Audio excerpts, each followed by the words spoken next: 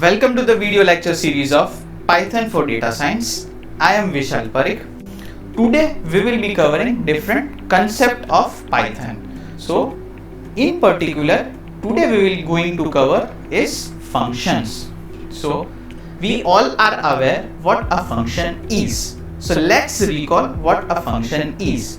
So a function is a block of organized, reusable, and it is used to perform single and related tasks again and again.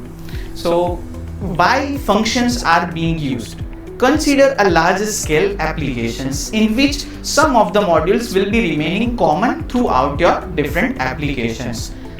If you consider login, logout and sign up as your different functions. Now consider any of your applications which are being developed. These three functions will be remaining common throughout your applications. Now, this function will help us to be used again and again, so we don't have to write that particular code repeatedly.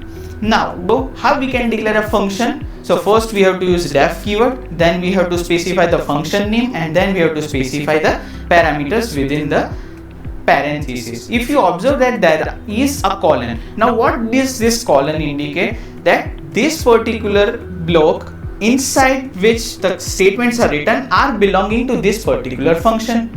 Means now whatever I am going to write, it will be treated as your function's body. Now if you observe here carefully, the first thing here I have mentioned is a function docstring. Now what a docstring is? So docstring is a sentence or a sentences that describe what this particular function is doing. For example, if I have created a function which is named as print details. Now what details are being printed, I am not knowing it, or if I have developed this function, I will be knowing. The another developer who is going to reuse this particular code, he is not aware. So this line of code will indicate that what this particular function is doing. So print details, for example, this function prints the detail employee details. So this will be treated as your docstring. Then what we can write inside the function? Of course, we have to write the logic, and this logic depends on your functionality, what functionality you want to implement. For example, if you want to implement how to perform or how you can calculate the odd numbers, so the logic will remain there. If you want to calculate the sum of a Fibonacci series, the logic will remain different. And at the last, you can see here is a return keyword. So return keyword again is an optional. So in other programming languages, if you want to return a particular value, then what you have to do, you have to specify a particular return type. Now in Python you don't have to specify any return type, just you have to write a return keyword, and inside that you have to specify what you want to return from that particular function. Now next thing comes here, I have declared a function, I have given its logic, everything. Now I want to invoke that particular function. So calling a function comes into picture. So how we can call a function? So for that we have to use function name followed by parameters. Now again, these parameters depends on your function. If in your function you have defined the parameters, then you have to specify it. Otherwise you have to remain or you have to keep that parenthesis empty. Now if you remember, in any programming languages until now you have seen that the arguments are usually of two different types, that is actual arguments and formal arguments. Now what a formal argument is? So whenever you are declaring a function and inside the parentheses you are specifying different variables. So whenever you are calling a function, at that time you are specifying what? The actual value. Now these values will be copied to your formal arguments, and another type of argument is your actual argument. This is the argument's value that you are passing when you are calling a function. Now Python provides another functionality, that is you can pass different types of arguments to your formal arguments. So Python provides a functionality or different types of formal arguments that you can use. Some of them are, the first is required argument, next it is keyword argument, then it is default arguments, and last it is variable length arguments. Now in order to understand these different types of argument, we will move to our programming session. Now let us start programming for functions. So first we will see how we can declare a function that is without parameters. So as we know, for declaring a function we have to use def keyword followed by function name. So I am giving my function name as my function, and now I am not giving any parameters. Now I have to specify colon. So after specifying colon, now just press enter key. So here you can see that it is showing you a tabination. Means now whatever code I will write, it will be treated as my functions code. So now let us specify a doc string. So here I am writing this is my function and it prints hello world. And now I am just printing. For printing we have to use print function, and inside parenthesis I am just writing a message that is hello world. Now we have just declared a function. The function name is my function, and we have specified a doc string, and just we have written a code that is print hello world. So let us run this. Now let us try to invoke this function. So how we can invoke this? We have to specify the function name. So what is the function name? That is my function. So my function, and we haven't declared any parameters, so the parenthesis will remain empty. Let's run this. So here you can see the hello world. So if you have noticed one thing, this doc string isn't get printed. Why? Because it is ignored by the compiler. It is just for your information that what this particular function does. Now let us create a function with parameters. So again, for declaring a function, that is we have to use def keyword followed by function name. I am giving function name is function parameter, and inside this I am taking two parameters, that is your name and second is your surname. Next thing we have to specify again is a colon. Press enter, it will show your tabination, and I am going to print it. So we will print your name is. Now we have to concate this, that is name, and next line we will print that is your surname is, and we will pass surname. Clear? Let's run this. Now what we will do, we will invoke this function. So to invoke this we have to just specify function name, that is function name, that is function parameter, and inside this I have to pass two different values. So we are specifying it string, so we will specify it in single quote or in double quotes. So the first one is Vishal, and the second parameter I am passing is my surname. So let us invoke this function. So here you can say this is the output. So what actually this function has done, so this is the actual value, it has been copied to the name, and this is the surname value, and it is copied to the formal argument, that is surname.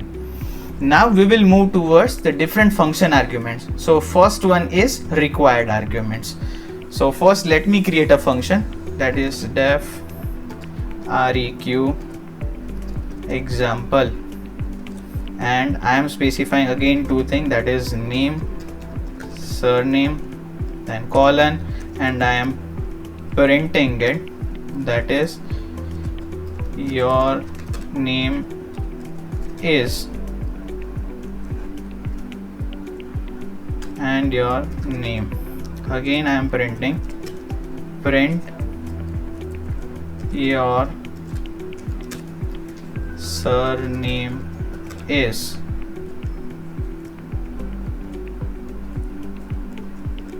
and I am specifying the variable name as surname. So we have created this function. Now what we will do, we will run this function. Now we will invoke this function. So what is the actual use of required arguments? So for example, I am invoking this function. What is the name of the function? That is req example. Now what I am doing, I am just passing only a single value. For example, I am just passing Vishal, and now I am running this. So it is giving you an error. So what does this error indicate? That you have declared a function with two formal arguments and you have just specified a single value. So what we have to do, we have to actually pass two different arguments, or the number of arguments that you have passed in your formal parameters. So again I am passing my second parameter, that is Parik. So now when you will run, it is showing you the output. So what is the main use of this required arguments? So the number of formal parameters should exactly match the number of actual arguments. So if you have taken two formal arguments, then you should have exactly two actual arguments. If you take one, then it will give you compile time error. If you take more, then also it will give you compile time error. Now let us move towards keywords argument. So for that, again I am declaring a function, that is def key example, and inside this I am taking now three different things. For example, semester, department, and third let us take is subject. Now I am specifying colon, and I am going to print these details, that is semester, and I am printing its value as sem. Then I am using print, again I am specifying its department value, that is department, and I am giving its value from this variable, that is dept. Third statement I am printing is your subject, that is subject, and here I have used a variable, that is sub. Okay, let's run this function. Now what we have done, we have declared a function which is taking three different formal arguments. The first is semester, second is department, and third is subject. Now comes the use of keyword argument. So what is the use of keyword arguments? So you can specify the value of these formal parameters in any order. So for example, I am calling this function, so the function name is key example.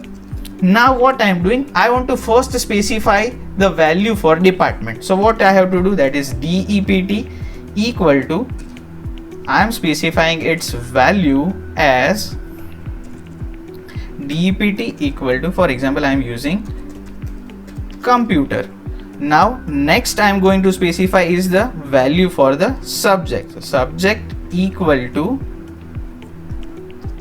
Python, and the third value I am passing here is semester. For example, semester is equal to 5. Now I am going to run this.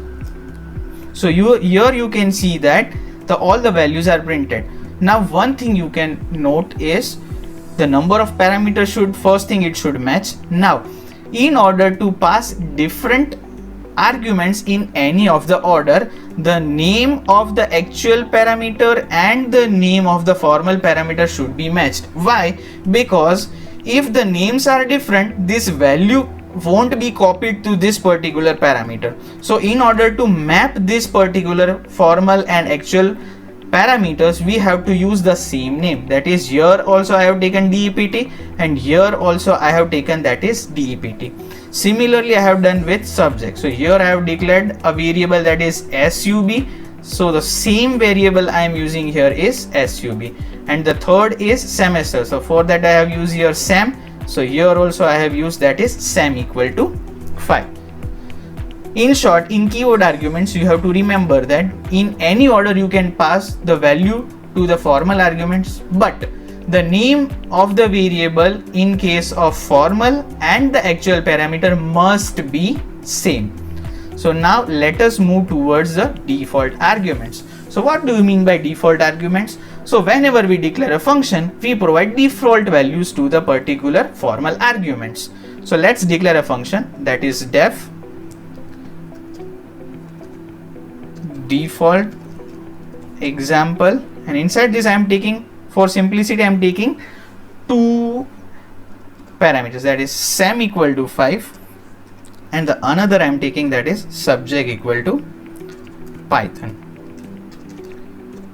Now what I am doing, I am just printing this, that is print. Inside this I am printing semester, the value is sem, and the next is print, that is subject, that is, and we are going to print its value.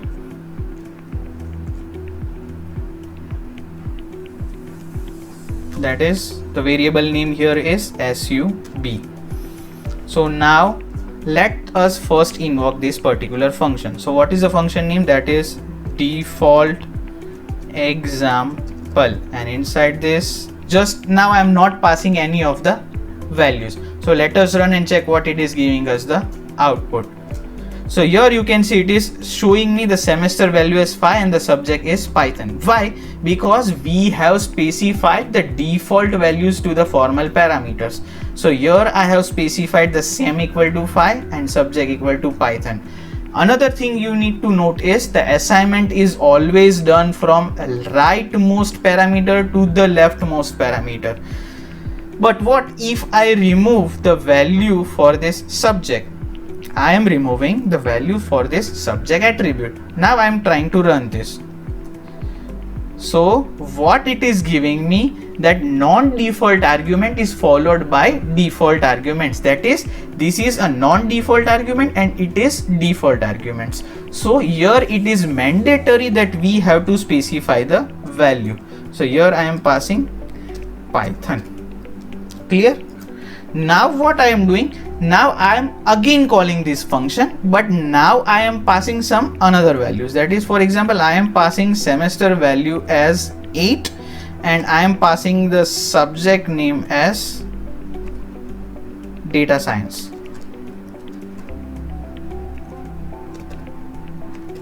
So now let's invoke this function. So now you can see here the semester value 8 has been overwritten by the value 5, and similarly data science is being overridden by the Python value.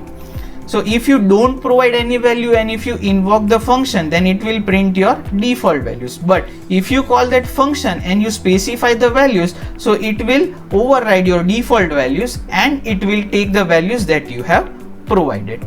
Now the last and an interesting argument comes into picture is variable length argument.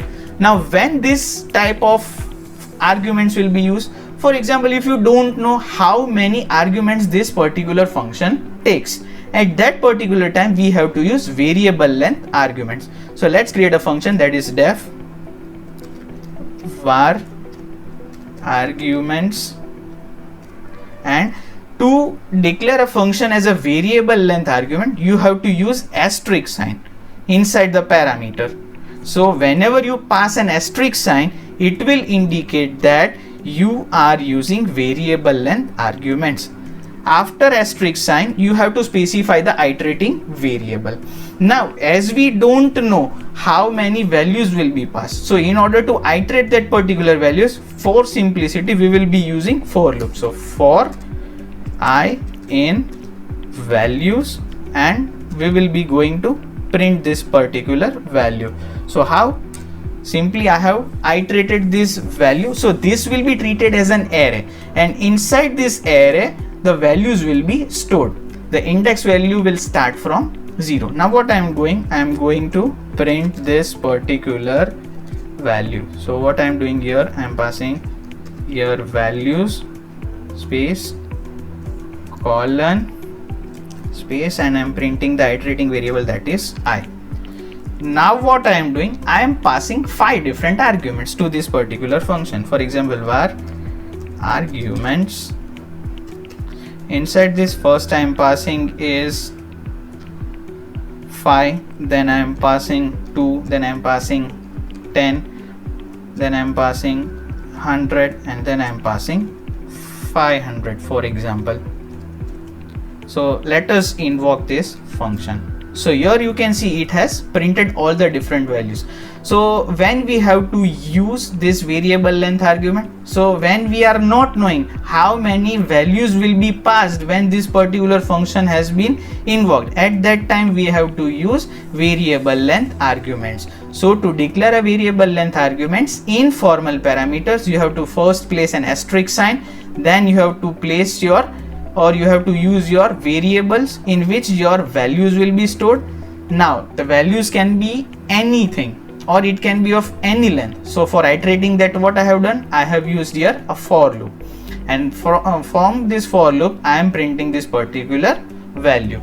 So what we have seen in these programming sessions, that first we have seen how we can declare a function, how we can invoke a function with parameter and without parameters. Then we have seen what are the different formal arguments that we can pass to our functions, that is required arguments we have seen, then we have seen keyword argument, then we have seen default arguments, and last we have seen is variable length argument.